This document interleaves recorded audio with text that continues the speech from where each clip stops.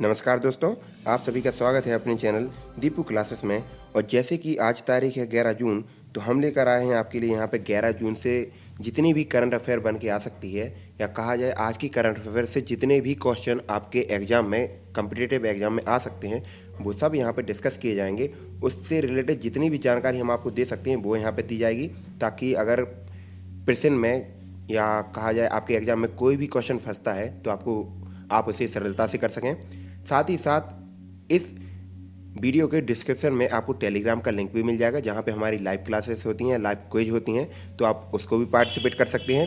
साथ ही साथ WhatsApp group का आपको लिंक मिल जाएगा, जिससे आप हमसे कोई भी मैथ, साइंस, रीजनिंग, हिंदी, कोई भी किसी भी प्रकार का क्वेश्चन आप हमसे पूछ सकते हैं। ठीक है, तो चलिएगा शुरुआत करते हैं आज के पहले क्वेश्चन से। तो पहला क्वेश्चन है, बंधन बैंक के फिर से एमडी एंड सीईओ कौन बने हैं? तो यहाँ पे बंधन बैंक आया है, तो इसके राइट आंसर हो जाएगा चंद्रशेखर घोष। चंद्रशेखर घोष को नए, या फिर कहा जाए फिर से, बंधन बैंक का एमडी एंड सीईओ बनाया गया है। इनके बारे में पढ़ लेते हैं। तो भारतीय रिजर्व बैंक के चंद्रशेखर घोष को 3 साल की अवधि के लिए बंधन बैंक के एमडी और सीईओ के रूप में फिर से नियुक्त करने को मंजूरी दी दी है। अगर बात करते हैं बंधन बैंक की, तो बंधन बैंक के बारे में भी यहाँ पे पढ़ लेते हैं। तो बंधन बैंक की स्थापना 23 अगस्त 2015 को हुई। मुख्यालय कोलकाता, पश्चिम बंगाल। एमडी एंड सीईओ जैसे कि क्वेश्चन था, चंद्रशेखर घोष। संस्थापक चंद्रशेखर घोष ही हैं। अध्यक्ष के बारे में बात की जाए तो अनूप कुमार सिन्हा। और मोटो इसका क्या है, मतलब इसकी थीम क्या है, जो बैंक की टैगलाइन होती है वो, तो आपका भला सबकी भलाई, ये भी याद रखिएगा, बहुत बार आया हुआ। तो क्वेश्चन महत्वपूर्ण है, ध्यान से देखिएगा। अगर बात करते हैं एमडी और सीईओ की, तो यहाँ पर टॉप 5 बैंकों के एमडी एंड सीईओ के बारे में भी चर्चा कर लेते हैं। तो बैंक ऑफ बड़ौदा के एमडी एंड सीईओ हैं Sanjiv Chadha. Bank of India के एमडी एंड सीईओ हैं अतनु कुमार दास। पंजाब एंड सिंध बैंक के हैं MD and CEO S Krishnan. India post payment bank यानी कि आईपीपीबी के एमडी सीईओ हैं जे वेंकटमू। और करूर बेस बैंक के एमडी एंड सीईओ हैं रमेश बाबू, ये याद रखिएगा। चलते हैं अगले क्वेश्चन पर। तो अगला क्वेश्चन है, द ग्लोबल लिवेबिलिटी इंडेक्स 2021 में कौन सा शहर शीर्ष पर रहा है? तो ये रहा है हमारा ऑकलैंड। चर्चा कर लेते हैं। यह इंडेक्स, मतलब ये इंडेक्स करता क्या है? तो यह इंडेक्स शहरों में स्थिरता, स्टेबिलिटी, स्वास्थ्य देखभाल, संस्कृति और पर्यावरण, शिक्षा और बुनियादी ढांचों के आधार पर जारी किया जाता है। मतलब किस में कौन सुपीरियर है उसके आधार पर।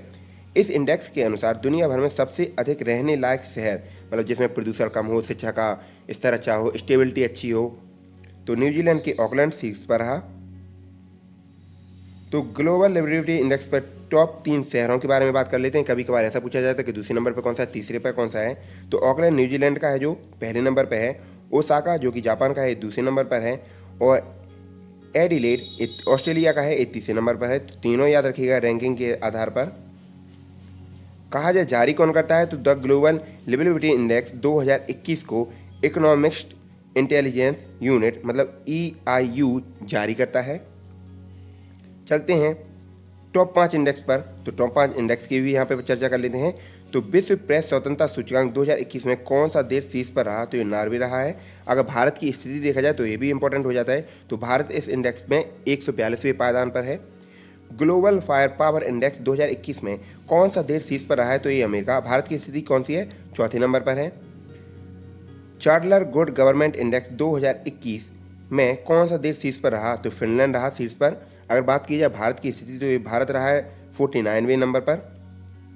अंतर्राष्ट्रीय बौद्धिक संपदा सूचकांक 2020 में कौन सा, देखिएगा यहाँ पर 2020 है, कौन सा देश शीर्ष पर रहा है? अमेरिका। भारत की स्थिति कहा जाए तो 40वें नंबर पर है। वैश्विक ऊर्जा रूपांतरण सूचकांक 2021 में कौन सा देश शीर्ष पर रहा है? तो ये स्वीडन। भारत की स्थिति 87। तो हर बार ऐसे क्वेश्चन आते ही आते हैं इंडेक्सेस से, तो उसमें भारत की स्थिति पूछी जाती है, या फिर टॉप 3 पूछे जाते हैं, तो इसको भी याद रखिएगा। चलते हैं क्वेश्चन नंबर तीसरे पर। तो cost of climate change in India report 2021 को किसने जारी किया है, या किसके द्वारा ये जारी होता है? तो इसको किया है जारी ओवरसीज डेवलपमेंट इंस्टीट्यूट, मतलब ODI ने। इसके बारे में पढ़ लेते हैं।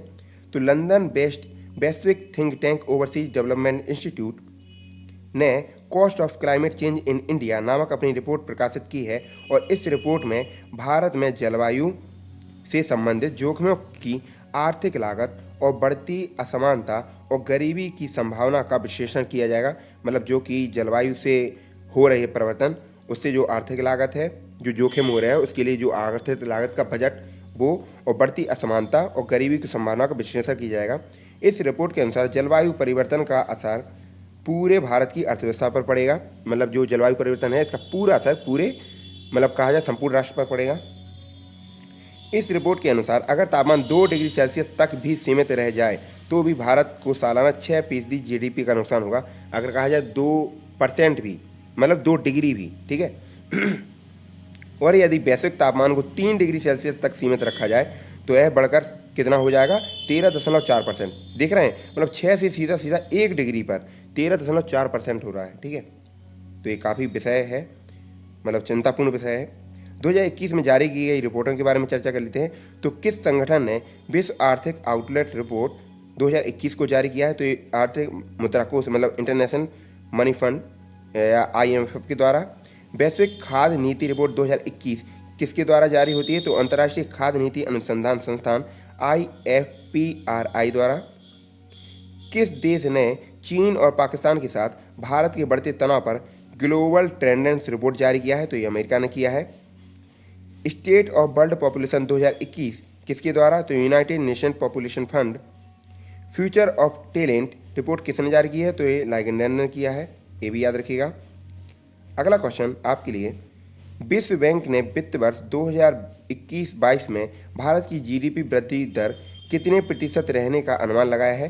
तो विश्व बैंक की यहाँ पे बात हो रही, तो इसने भारत की जीडीपी दर को 8.3% रहने का अनुमान लगाया है। इसके बारे में फैक्ट पढ़ लेते हैं। जीडीपी क्या है? तो जीडीपी क्या है? सकल घरेलू उत्पाद हिंदी में, और इंग्लिश में होता है gross domestic product.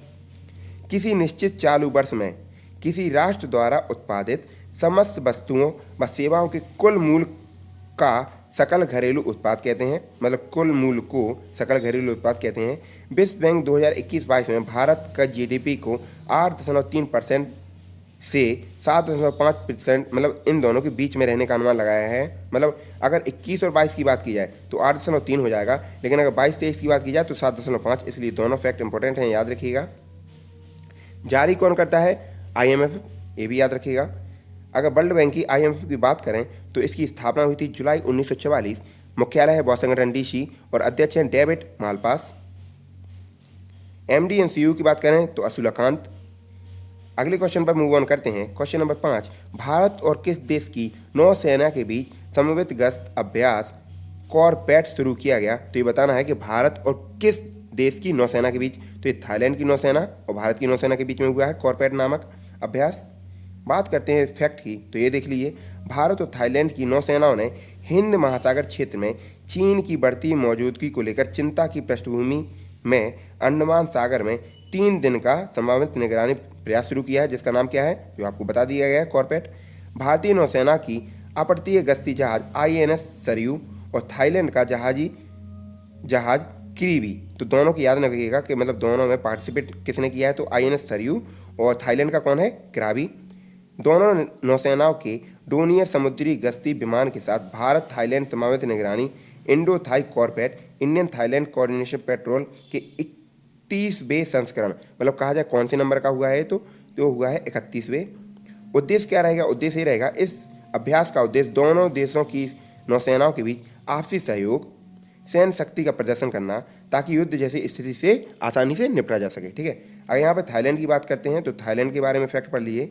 Thailand Asia महाद्वीप में स्थित है। राजधानी की बात की जाए तो बैंकॉक, करेंसी थाई बात, और प्रधानमंत्री की अगर बात की जाए तो प्रयुत चान ओ चा, ये भी याद रखिएगा। चलते हैं अगले क्वेश्चन पर। तो क्वेश्चन नंबर 6, किस IIT के शोधकर्ताओं ने प्रारंभिक चक्रवात का पता लगाने वाली तकनीक अर्ली साइक्लोन डिटेक्शन टेक्निक विकसित की है? तो इस किस मतलब कहाँ के IIT संस्थान ने किया है? तो एक खड़गपुर के IIT संस्थान ने किया है। इसके बारे में फैक्ट पढ़ लेते हैं। सबसे पहले तो चक्रवात क्या होता है ये देख लीजिए। 2 प्रकार से होता है, एक होता है चक्रवात पहले आने वाला, एक बाद में आने वाला। तो चक्रवात एक शब्द है, एक गोल घेरे में घूमती हुई हवा, कहा जाए ऐसे, जो या तो हवा को ऊपर ले जाएगी या फिर दबाव को नीचे ले जाएगी, ठीक है। तो चक्रवात एक प्रकार की घूमती हुई हवा का स्तंभ भी कहा जाता है। 2 प्रकार के होते हैं, शीतोष्ण कटिबंधीय चक्रवात तथा उष्ण कटिबंधीय चक्रवात। शीतोष्ण से आपका शीत से संबंधित है, उष्ण से आपका गर्मी से संबंधित है, उष्णता या शीतता। भारतीय प्रौद्योगिकी संस्थान IIT खड़गपुर ने एक प्रारंभिक चक्रवात का पता लगाने की तकनीक अर्ली साइक्लोन डिटेक्शन टेक्नोलॉजी विकसित की है, जो उत्तर हिंद महासागर क्षेत्र में उष्णकटिबंधीय चक्रवातों का विकास या मजबूती का शीघ्र पता लगाने में मदद करेगी। तो कहा जाए किस प्रकार के चक्रवात का पता लगाएगी, तो उष्णकटिबंधीय चक्रवात, इस बात को भी देखिएगा, शीतोष्ण का पता नहीं लगाएगी। चलते हैं अगले क्वेश्चन पर। तो एनीमिया मुक्त भारत सूचकांक 2020-21 में कौन सा राज्य शीर्ष पर रहा है, जिसमें एनीमिया के बहुत कम ही केस देखने को मिले हैं या फिर ना के बराबर? तो ये मध्य प्रदेश का है, मध्य प्रदेश शीर्ष पर है।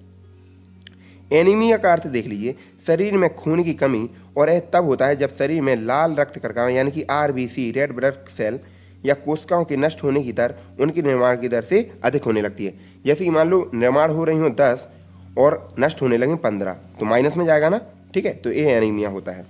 पूरे भारत में एनीमिया के प्रकार या प्रसार को कम करने के लिए स्वास्थ्य एवं परिवार कल्याण मंत्रालय ने और यूनिसेफ की एक पहल एनीमिया मुक्त भारत शुरुआत की गई है। कहा जाए किसने किया है, तो स्वास्थ्य एवं परिवार कल्याण मंत्रालय और यूनिसेफ की दोनों की मिलके ये हो रहा है, ठीक है। अगर कहा जाए आरबीसी का जीवन काल, तो आरबीसी का जीवन काल 90 से 120 दिन होता है, कहा जाए 3 से 4 महीने। और आपको कमेंट बॉक्स में बताना है कि डब्ल्यूबीसी का जीवन काल कितने दिनों या कितने महीने का होता है। बढ़ते हैं आगे कि एनीमिया मुक्त सूचकांक पर अगर 2020 और 21 पर नजर डाली जाए, तो पहले पर रहा है मध्य प्रदेश, दूसरे पर रहा है उड़ीसा और तीसरे पर रहा है हिमाचल प्रदेश। कहा जाए एनीमिया मुक्त कैसे होता है, तो आयरन की गोलियां आती हैं बहुत सारी, आयरन आप अपने शरीर में खाइएगा तो एनीमिया से काफ़ी हद तक राहत मिलती है। अब आपको बताना है कि आयरन सबसे ज़्यादा किस में रहता है, तो लोग बाग कहते हैं कि पालक में रहता है। नहीं भैया, पालक में कम रहता है। सबसे ज़्यादा अगर बात किया है तो सबसे ज़्यादा रहता है मेथी में, सबसे ज़्यादा रहता है मेथी में। इसके बाद में होता है किसमें, अगर आप बात करें तो पुदीना, किसमें, पुदीना। पुदीना के बाद नंबर आता है सेब, एप्पल वाला, जो आप सेब खाते हैं सुबह से एक सेब खाइएगा तो दूर डॉक्टर दूर रहता है। और चौथे नंबर पर आता है आपका क्या, पालक। तो अगर कोई कहे आपसे पालक, तो कहना नहीं भैया पालक नहीं रहता है, सबसे पहले मेथी आती है, फिर पुदीना, फिर सेब, फिर पालक। आगे बढ़ते हैं, मध्य प्रदेश की यहाँ पे बात हो रही है कि मध्य प्रदेश में पहला नंबर आया है एनीमिया निजात में। तो मध्य प्रदेश के बारे में इंपॉर्टेंट फैक्ट पढ़ लेते हैं। तो मध्य प्रदेश की स्थापना 1 नवंबर 1956 में हुई। राजधानी भोपाल। मुख्यमंत्री शिवराज सिंह चौहान बीजेपी पार्टी से हैं। गवर्नर की बात की जाए तो आनंदीबेन पटेल। मुख्य न्यायाधीश मोहम्मद रफीक। लोकसभा सीटें 29, राज्यसभा सीटें 11, विधानसभा सीटें 230। अगर 5 पड़ोसी राज्य जिसकी सीमा मध्य प्रदेश राज्य से लगती है तो ये हो जाएंगे महाराष्ट्र, छत्तीसगढ़, उत्तर प्रदेश, राजस्थान, गुजरात। अगर मध्य प्रदेश के राष्ट्रीय उद्यान के बारे में यहाँ पे बात कर ली जाए तो कान्हा राष्ट्रीय उद्यान, माधव राष्ट्रीय उद्यान, बांधवगढ़ राष्ट्रीय उद्यान, पन्ना राष्ट्रीय उद्यान, सतपुड़ा राष्ट्रीय उद्यान, वन बिहार राष्ट्रीय उद्यान, इंदिरा प्रियदर्शनी पेंच राष्ट्रीय उद्यान इंपॉर्टेंट है, संजय राष्ट्रीय उद्यान, मांडला प्लांट फोसिल, ये सभी नेशनल पार्क कहाँ के हैं, मध्य प्रदेश के हैं। अगर कर्क रेखा की बात की जाए तो कर्क रेखा भारत की 8 राज्यों से होकर निकलती है, जिसमें मध्य प्रदेश भी शामिल है। कई बार क्वेश्चन करवा दिया है, फिर भी 8 फिर से पढ़ लीजिए। अगर कहा जाए तो पश्चिम से पूर्व की ओर, अगर पश्चिम से इस तरफ जाएं अगर भारत के, तो किन किन राज्यों से होकर निकलती है, तो गुजरात, राजस्थान, मध्य प्रदेश, छत्तीसगढ़, झारखंड, पश्चिम बंगाल, त्रिपुरा और मिजोरम। किस राज्य को टाइगर स्टेट के नाम से जाना जाता है, तो ये मध्य प्रदेश ही है। सबसे ज़्यादा वन मध्य प्रदेश में है। भोपाल गैस त्रसिदी अगर कहा जाए 1982 या 83, तो आपको कमेंट बॉक्स में बताना है कि 1982 या 83 दिसंबर में। तो भोपाल गैस त्रसिदी में किस गैस का रिसाव हुआ, तो मिसाइल आइसोसाइनेट का हुआ था, ये भी याद रखिएगा। सांची का स्तूप कहाँ है, झांसी के स्तूप की बात किया जाए सारनाथ का, ये कहाँ पे है, मध्य प्रदेश में। मध्य प्रदेश के मंदिरों की यहाँ पे बात की जाए तो योगिनी मंदिर, जो कि कहाँ पे, खुजराहो में है। कहा जाए खुजराहो के मंदिर किसने बनवाए थे, तो चंदेल शासकों ने बनवाए थे। महाकालेश्वर मंदिर उज्जैन में है। खुजराहो मंदिर ये तो सभी को पता ही है, दोनों साथ में हो जाएंगे। मध्य प्रदेश के एयरपोर्ट की बात की जाए तो राजा भोज अंतर्राष्ट्रीय एयरपोर्ट, राजा भोज से आप याद रखते हैं भोपाल, और देवी अहल्याबाई एयरपोर्ट जो कि कहाँ पे है, इंदौर में है। चलिएगा मूव ऑन करते हैं अगले क्वेश्चन पर। क्वेश्चन नंबर 8, द बेंच पुस्तक लॉन्च हुई है। इस पुस्तक के लेखक कौन है या किसके द्वारा लिखित है, तो मेगन मार्कल द्वारा। और टॉप 5 बुक एंड ऑथर के बारे में भी यहाँ पर चर्चा कर लेते हैं। जो जंगलनामा पुस्तक को किसने लिखा है, तो Amitabh Ghosh. My life my mission पुस्तक को बाबा रामदेव ने लिखा है, इंपॉर्टेंट है। Yoga guru. The encounters in parliament पुस्तक को भालचंद मांगेलकर ने लिखा है। द कॉमनवेल्थ ऑफ क्रिकेट पुस्तक को रामचंद्र गुहा द्वारा लिखा गया है। अ प्रोमाइज्ड लैंड पुस्तक को बराक ओबामा, ये भी इंपॉर्टेंट है, इसको भी याद रखिएगा, बराक ओबामा द्वारा लिखी गई है। अगला क्वेश्चन, कौन सी भारतीय गांव कोविड-19 के खिलाफ अपनी सभी वयस्क एडल्ट आबादी का टीकाकरण करने वाला भारत का पहला गांव बन गया है, जहां के सारे जो वयस्क लोग हैं 18 प्लस लोग, क्योंकि वयस्क में तो 18 प्लस लोग ही आते हैं, तो 18 प्लस लोग कहाँ का ऐसा गांव है जहां पर संपूर्ण तरह से वैक्सीनेशन हो गया है या टीकाकरण हो गया है, तो ये बेयान का है। पढ़ लेते हैं फैक्ट। तो जम्मू कश्मीर के बांदीपुर जिले के बेयान गांव कहाँ का, जम्मू कश्मीर का, वहाँ का अभी कौन सा जिला, बांदीपुरा जिला, पहला ऐसा गांव बन गया है जहां सभी वयस्कों को कोविड-19 के टीके की खुराक दी जा चुकी है। ठीक है, ऑलमोस्ट दी जा चुकी है। बात करते हैं अगर पहले की, तो भारत का पहला देख लीजिए यहाँ पे, जैसे कि यहाँ पे जम्मू कश्मीर का गांव हो गया, तो भारत के पहले राष्ट्रपति राजेंद्र प्रसाद, पहले प्रधानमंत्री पंडित जवाहरलाल नेहरू, पहले नोबेल पुरस्कार विजेता रविंद्रनाथ टैगोर, पहले मुस्लिम राष्ट्रपति डॉक्टर जाकिर हुसैन, भारत के पहले British governor general Lord William Bentinck. तो पांचों के पांचों फैक्ट इंपॉर्टेंट हैं, याद रखिएगा। और आज का लास्ट क्वेश्चन, क्वेश्चन नंबर 10, लापता व्यक्तियों की पहचान के लिए किस कंपनी ने आई फैमिलिया नामक एक नया वैश्विक डाटाबेस लॉन्च किया है, जिसमें सभी का लेखा जोखा रहेगा। तो ये इंटरपोल द्वारा है, तो इसके बारे में पढ़ लेते हैं। तो इंटरपोल ने पारिवारिक डीएनए के माध्यम से लापता व्यक्तियों की पहचान करने और सदस्य देशों में उदासीन मामलों को सुलझाने में पुलिस की मदद करने के लिए आई फैमिलिया नामक एक वैश्विक डाटाबेस लॉन्च किया है। इंटरपोल के बारे में पढ़ लेते हैं। स्थापना 7 सितंबर 1923 में हुई। मुख्यालय लियो, जो कि फ्रांस में है। अध्यक्ष किम जोंग योंग। और motto connecting police for a safer world, ये भी याद रखिएगा, इंपॉर्टेंट है। रिवीजन कर लेते हैं 10 क्वेश्चन का। तो बंधन बैंक के फिर से एमडी एंड सीईओ कौन बने हैं, Chandrashekhar Ghosh. The global liveability index, मतलब रहने के लायक सबसे अच्छी शहर कौन सी है, जो 2021 में है, तो ये ऑकलैंड हो जाएगा। Cost of climate change in India report 2021 किसने जारी की है, तो ओवरसीज डेवलपमेंट इंस्टीट्यूट ओडीआई ने। विश्व बैंक ने वित्त वर्ष 2020-21 में भारत की जीडीपी दर कितनी रहने का अनुमान की है, तो 8.3। भारत और किस देश की नौसेना के बीच संभावित गश्त अभ्यास कॉर्पेट नाम शुरू किया गया है, तो ये हो जाएगा थाईलैंड। किस आईआईटी शोधकर्ताओं ने प्रारंभिक चक्रवात का पता लगाने के लिए अर्ली साइक्लोन डिटेक्शन टेक्नोलॉजी तो ये किसने किया, आईआईटी खड़गपुर ने। किस प्रकार के उष्ण चक्रवात को, ना कि शीतोष्ण वाले। एनईएम मुक्त सूचकांक में कौन सा राज्य शीर्ष पर रहा है, तो ये हमारा मध्य प्रदेश रहा है। द बेंच नामक पुस्तक किसके द्वारा लिखी गई, तो मेगन मार्कल। क्वेश्चन नंबर 9, कौन सा भारतीय गांव कोविड-19 के खिलाफ अपने सभी वयस्कों को टीकाकरण करवा चुका है, तो ये जम्मू कश्मीर का बेयान गांव। और लास्ट क्वेश्चन, लापता व्यक्तियों की पहचान के लिए किस कंपनी ने आई फैमिलिया का नामक एक वैश्विक डाटाबेस लॉन्च किया है, तो इंटरपोल द्वारा। तो अगर सेशन पसंद आया तो प्लीज़ सेशन को लाइक करें, एक प्यारा सा कमेंट जरूर नीचे छोड़ के जाएं, ताकि हमें पता लगे कि हाँ आप लोगों को बेनिफिशियल हो रहा है हमारा सेशन। और अगर चैनल पर नए हो तो सब्सक्राइब करें, लाइक करें, शेयर करें।